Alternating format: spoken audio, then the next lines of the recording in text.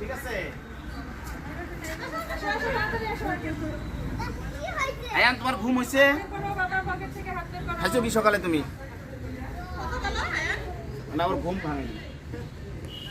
আচ্ছা, সকালে সবাই কে খেয়ে আসো নাই আজকে সকালে? বলো তো দেখি। এতগুলো খেয়ে আসো, তুমি খেয়ে আসো নাই কিছু? কতটুক? কতটুক বলতে এতটুক? আচ্ছা আচ্ছা আচ্ছা, এতটুকু খাইছো কে কে? এতটুকু তুমি এতটুকু খাইছো? এতটুকু?